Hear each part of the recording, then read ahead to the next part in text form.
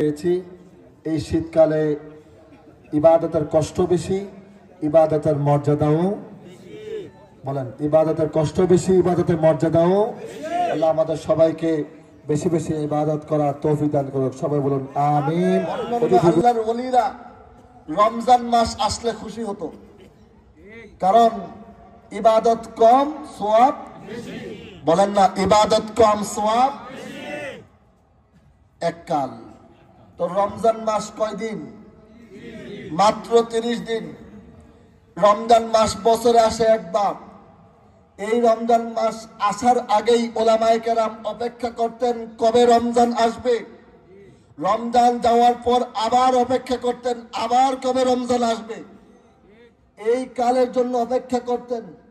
আরেকটা কালের জন্য হযরত সৈয়দনা ওমর ইবনুল খাত্তাব বলছেন, তোমরা শীতকালকে গনিমতের মাল হিসেবে কবুল করে নাও। কেন? শীতকালের ওযুর সওয়াব বেশি। আর জোরে বলেন না সুবহানাল্লাহ। আমরা গরমকালে ওযু করি, আবার শীতকালে ওযু করি, কিন্তু আল্লাহর হাবিব বলছেন, তোমরা যদি তোমাদের মর্যাদা বুলন্দ করতে চাও, জান্নাতে তোমার মাকাম বাড়াতে চাও, তুমি যদি জান্নাতুল ফেরদাউসে যেতে চাও, তাহলে তোমাকে কয়েকটা কাজ করতে হবে। সেটা কি ইয়া রাসূলুল্লাহ? হযরত আব্দুল্লাহ ইবনে আব্বাস বুখারী শরীফের মধ্যে এই হাদিস বর্ণিত, ইয়া রাসূলুল্লাহ কোন কোন কাজ করলে আমি জান্নাতের মধ্যে আমার মাকাম বাড়াতে পারবো? জোরে বলেন না সুবহানাল্লাহ। আমরা সবাই জান্নাতে কি 7 নাম্বার জান্নাতে যেতে চাই না 1 নাম্বার জান্নাতে যেতে চাই? যারা যারা 7 নাম্বার জান্নাতে যেতে চান আপনারা হাত তুলেন। হাই হাই, একজন হাত তুলে ফেলছে। না, আমরা 1 নাম্বার জান্নাতুল ফেরদাউসে যেতে চাই। যারা যারা জান্নাতুল ফেরদাউসে যেতে চান তারা তারা হাত তুলে।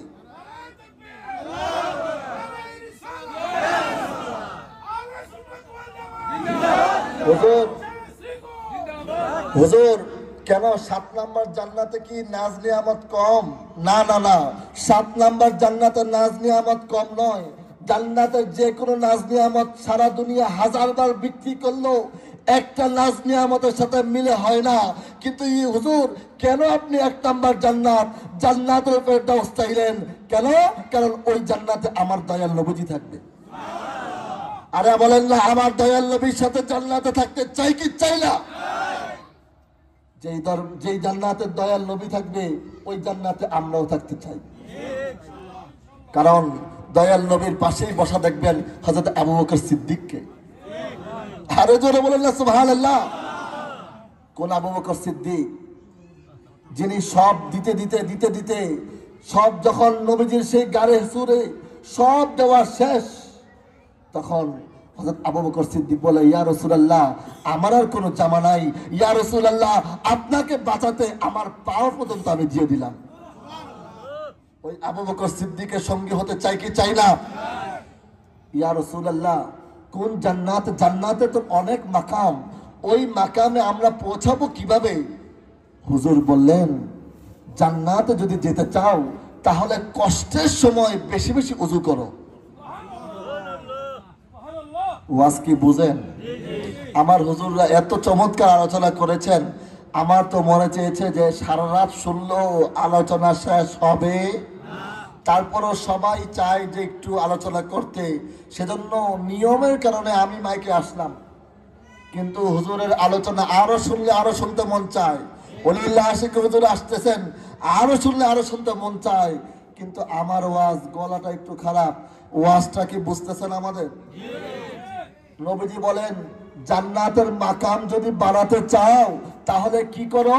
তাহলে কষ্টের সময় বেশি বেশি ওযু করো। এখনকার এই ওযুর পানি যেটা কষ্ট বেশি, ফজরের সময় কষ্ট আরো বেশি। হুজুর আমি তো জান্নাতে বেশি বেশি তাড়াতাড়ি যেতে চাই, তাহলে তুমি কষ্টের সময় বেশি বেশি ওযু করো। গরমকালে ওযুর কষ্ট বেশি না শীতকালে? আরে বলেন, গরমকালে না শীতকালে? জোহরের সময় না ফজরের সময়? তাহলে এমন এক সময় আমরা এসেছি, আগের 10 ওযু করলে 10 বারের যে সওয়াব, এখন ওযু করলে সেটার সওয়াব। আরে জোরে বলেন না সুবহানাল্লাহ। কষ্টের কারণে সওয়াব কি? বলেন, কষ্টের কারণে সওয়াব কি? বেশি। সুতরাং এই শীতকাল পেয়ে আমরা খুশি না বেজার? বলেন, শীতকাল পেয়ে খুশি না বেজার? ওলামায়ে কেরাম বলছেন শীতকালের লাভ কি? শীতকালের রাত হয় 5:30টায়, 7টা বাজে এশার নামাজ শেষ, আবার সেই 5টা বাজে ওয়াক্ত হয়। মাঝের সময় অনেক বেশি, ঘুমাইলেও মনে হয় যে বেশি ঘুমাই ফেলছি, চোখ ফুলে যায়।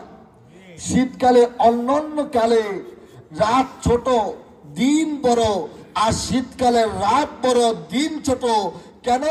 সেজন্য ওলামায়ে কেরাম বলছেন, ও মুমিনরা, শীতকালে দিনের মধ্যে বেশি বেশি রোজা রাখো আর রাতের বেলা বেশি বেশি নামাজ পড়ো। আমরা যারা একটু বড় হয়েছি, রমজান মাস আসলে আমাদের কিন্তু পিপাসা ছাড়া আর কোনো কষ্ট হয় না। কি বলেন? আমার কথা কি রাগ করতেছেন? ওয়াজ কি বোঝা যায়?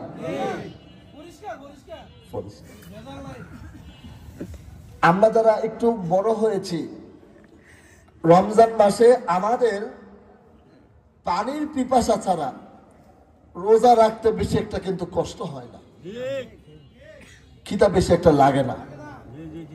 পানি যদি খাওয়ার নিয়ম আল্লাহ দিত তাহলে 2 দিন একটা না রোজা রাখতে পারতাম। কি বলে?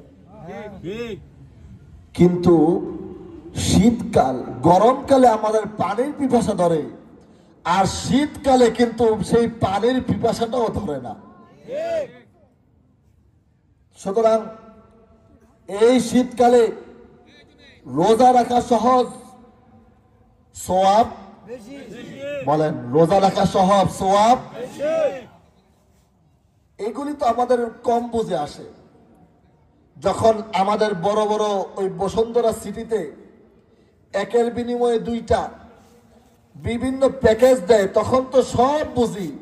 কিন্তু যখন শীতকাল আসে, ওজুর মধ্যে সওয়াব বেশি, মসজিদে গেলে সওয়াব বেশি, নামাজে দাঁড়াইলে সওয়াব বেশি, রোজা রাখলে সওয়াব বেশি। আরো জোরে বলেন না সুবহানাল্লাহ। হযরত ওমর ইবনুল খাত্তাব বলছেন, আশ-শিতাউ গনিমাতুল মুমিনিন। একটু আরবি বলবেন আমার সাথে? সবাই বলেন, আশ-শিতা গনিমাতুল মুমিনিন। আশ-শিতাউ গনিমাতুল মুমিনিন। আরেকবার, আশ-শিতা গনিমাতুল মুমিনিন। শীত মুমিনের গনিমত। আর বলেন না, শীত মুমিনের গনিমত। গনিমত কাকে বলে? গনিমত বলা হয় যুদ্ধ করার পর যুদ্ধ বিজেতা, তারা যুদ্ধ যারা হেরে গিয়েছে তাদের থেকে যে সম্পদ তারা প্রাপ্ত হয় সেটাকে বলা হয় গনিমত। সুবহানাল্লাহ বলেন না? তার মানে যুদ্ধে আগে যাইতে হবে, গেলেই কিন্তু গনিমত পাওয়া যাবে না। আগে যুদ্ধ করতে হবে, যুদ্ধ করলেও গনিমত পাওয়া যাবে না, বরং যুদ্ধতে বিজয়ী লাভ করতে হবে। ঠিক না বেঠিক? যুদ্ধের কথা মনে হলো আজকের তারিখ কত তারিখ? 16ই ডিসেম্বর। সবাই বলেন না মারহাবা। এই 16ই ডিসেম্বরে আমাদের বাংলাদেশ বিজয় লাভ করেছে, এতে আমরা খুশি না বেজার? পরাধীনতা কোনোদিনও খুশি কারণ হতে পারে না, বরং আমরা সুজলা সুফলা বাংলাদেশ পেয়েছি। যেই মুক্তিযোদ্ধাদের মাধ্যমে এই বাংলাদেশ পেয়েছি, আমাদের এই মাহফিলের পক্ষ থেকে সেই মুক্তিযোদ্ধাদেরকে আমরা ধন্যবাদ জানাতে চাই। ঠিক না ঠিক? স্বাধীন বাংলাদেশ পেয়ে আমরা খুশি না বেজার? যদিও অনেকে খুশি না, যদিও অনেক দল, বলেন না, যদিও অনেক দল, বরং তাদেরকেও পেয়ে আমরা খুশি